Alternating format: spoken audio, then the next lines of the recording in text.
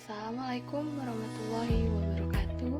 Izin memperkenalkan diri, nama saya Ariska Maidasari, NPM 1912110305.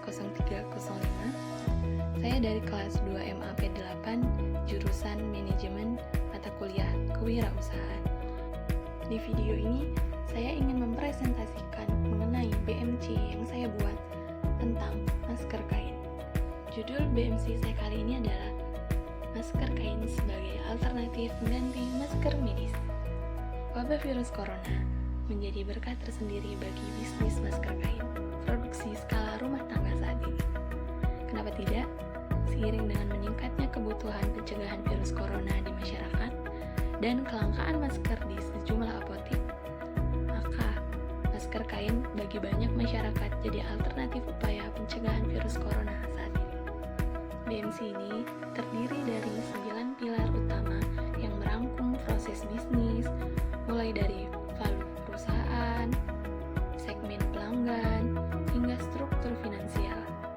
Dengan ke-9 blok ini, sebenarnya kita sudah bisa memvalidasi apakah satu ide bisnis itu potensial atau tidak. Yang pertama dari BMC ini ada dari K-Partner. K-Partner menyediakan jasa pembuatan website online terbaik dengan harga kompetitif. Selain itu, dia juga menyediakan jasa penjahitan dengan harga yang murah. Yang ketiga, dia juga menyediakan jasa kurir dan ojek online seperti GoSend, Grab, JNE, dan masih banyak lagi. Dan yang terakhir, dia juga menyediakan bahan produksi maskernya dengan kualitas yang terbaik.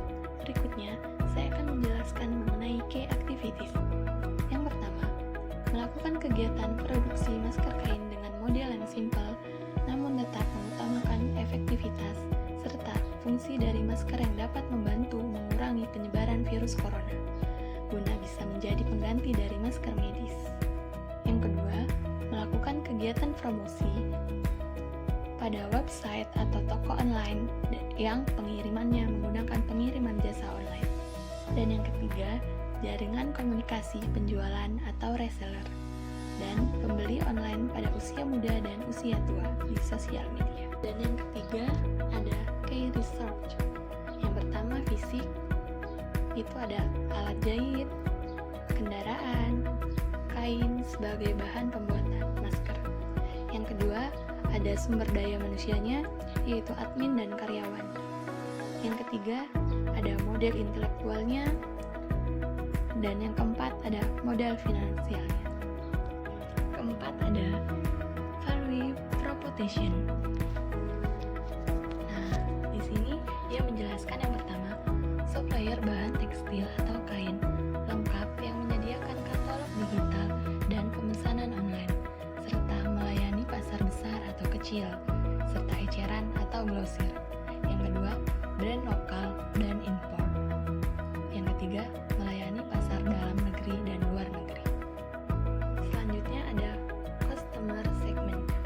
Yang pertama dari kalangan usia muda dan usia tua.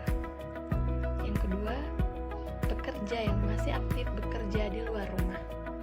Contohnya, dokter ketika dia sudah pulang dari rumah sakit, atau polisi yang sedang bekerja di jalan.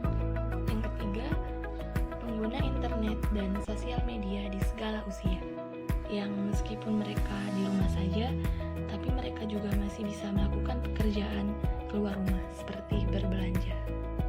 Dan yang keempat, masyarakat yang mengikuti kegiatan work from home. Selanjutnya ada customer relationship. Yang pertama, customer service yang ramah. Yang kedua, penataan katalog digital yang rapih dan menarik untuk dilihat. Yang ketiga, pemesanan yang murah. Dan yang keempat, online chatting selama jam kerja yang ramah serta tersedia dalam bahasa Indonesia dan bahasa Inggris. Dan yang ketujuh ada cost structure. Yang pertama, biaya tetap, itu seperti gaji karyawan yang mencakup admin, customer, dan lain-lain.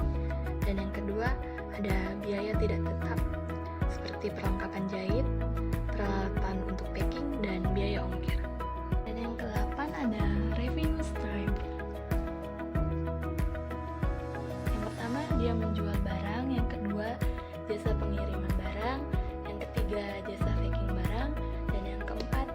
jasa pembuatan masker kain. Dan di sini kita tidak hanya membuat produksi masker kain untuk kita sendiri, tapi kita juga membuka atau menerima jasa pengiriman barang dari kalangan masyarakat. Begitu juga dengan packing, kita tidak hanya packing untuk produk kita sendiri, tapi juga kita menerima packing dari masyarakat sekitar.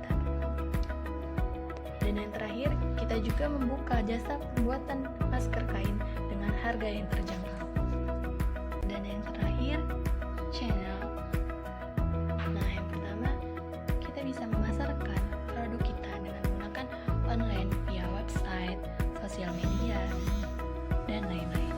Kita juga bisa menggunakan marketplace, iklan berbayar, ataupun e-commerce.